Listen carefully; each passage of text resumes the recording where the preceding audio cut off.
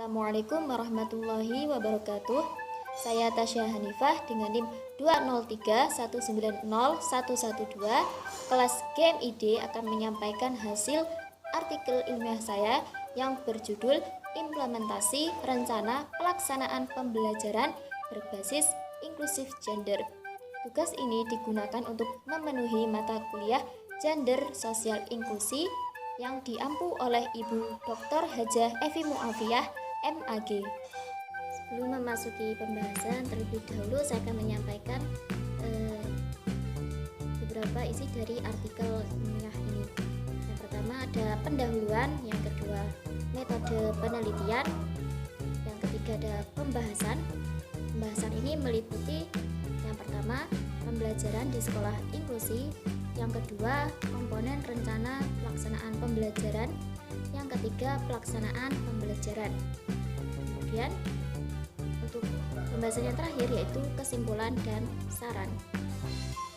Latar belakang artikel ini yaitu Permendiknas nomor 70 tahun 2009 pasal 1 menyatakan pendidikan inklusif didefinisikan sebagai sistem penyelenggaraan pendidikan yang memberikan kesempatan kepada semua peserta didik yang memiliki kelainan dan memiliki potensi kecerdasan dan atau bakat istimewa untuk mengikuti pendidikan atau pembelajaran dalam lingkungan pendidikan secara bersama-sama dengan peserta didik pada umumnya.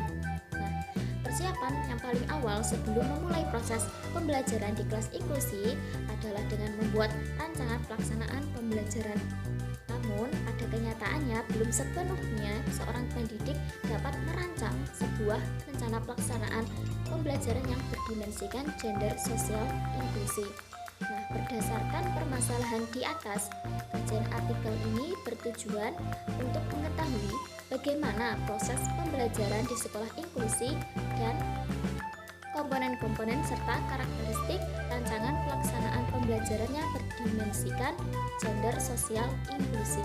Kemudian untuk metode penelitian, penelitian ini menggunakan pendekatan kualitatif, yaitu mendeskripsikan dan menguraikan tentang perencanaan pembelajaran inklusif gender.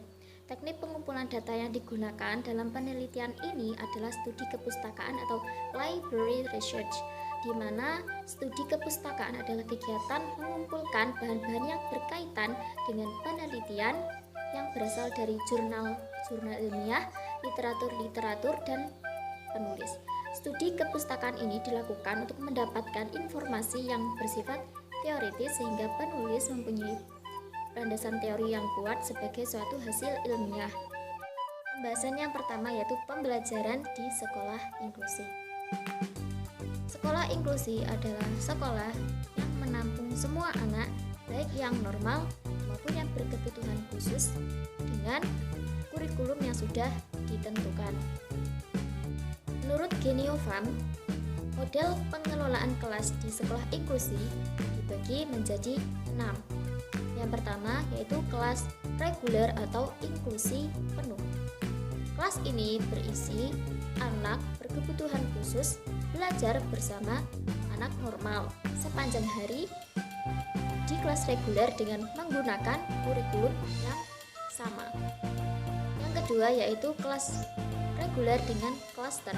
Kelas ini berisikan anak berkebutuhan khusus belajar bersama anak yang normal di kelas reguler dalam kelompok khusus. Kemudian yang ketiga yaitu kelas reguler dengan pull out.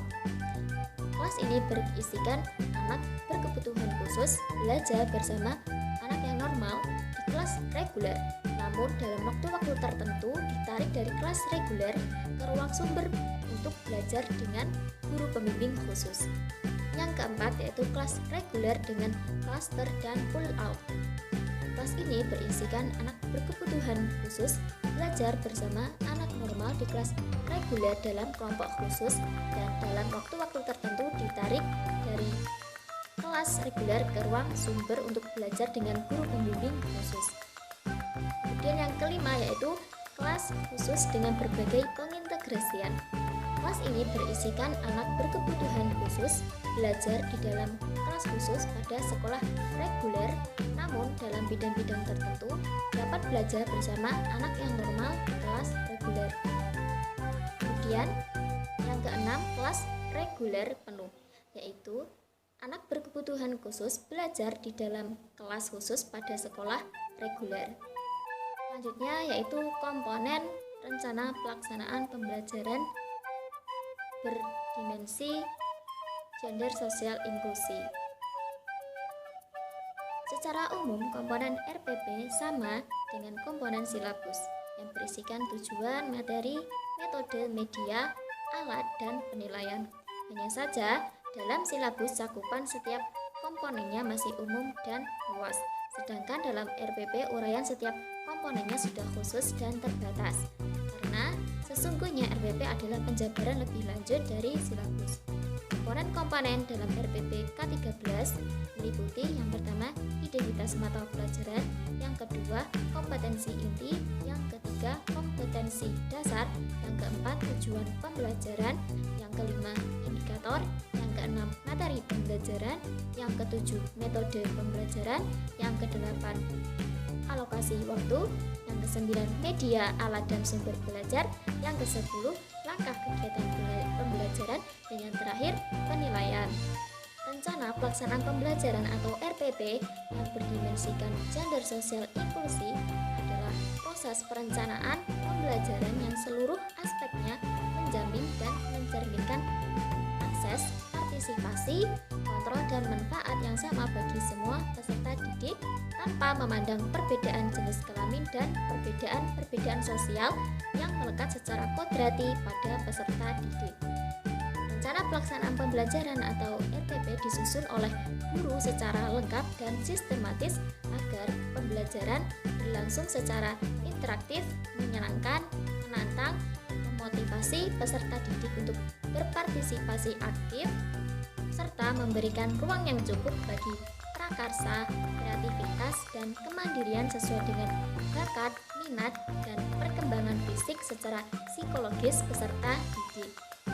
Kemudian untuk pemilihan materi pembelajaran yang dibuat harus materi yang inklusi gender dan inklusi sosial. Materi yang dapat dikatakan sosial dan gender inklusif adalah materi-materi pembelajaran yang tidak netral gender dan tidak bias gender dan bias sosial. Materi netral gender adalah materi pembelajaran yang menyamakan secara membabi buta antara anak laki-laki dan anak perempuan. Materi netral sosial adalah materi yang tidak memperhatikan perbedaan kemampuan peserta didik berbasis perbedaan sosial. Semisal, perbedaan kelompok anak-anak dengan kelompok remaja dan orang dewasa, kelompok masyarakat kaya dan miskin, dan seterusnya.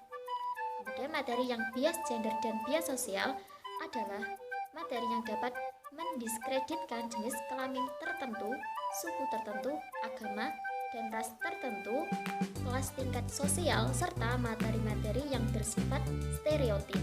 Metode pembelajaran bergender sosial inklusi yang dipilih adalah metode pembelajaran yang memungkinkan yang pertama untuk terciptanya suasana kelas yang menyenangkan untuk semua siswa dan siswi.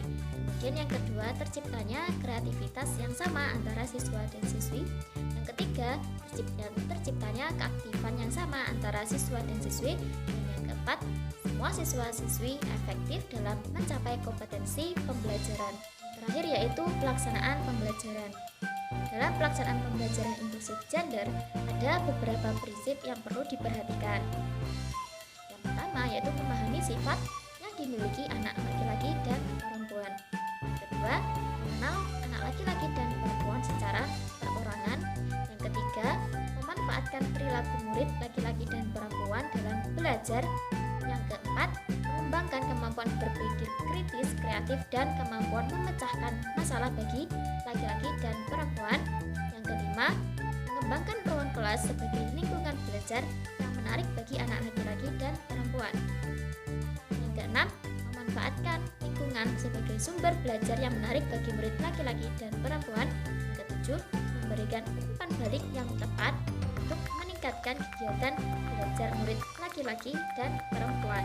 Peran adalah membedakan aktif fisik dan aktif mental antara murid laki-laki dan perempuan.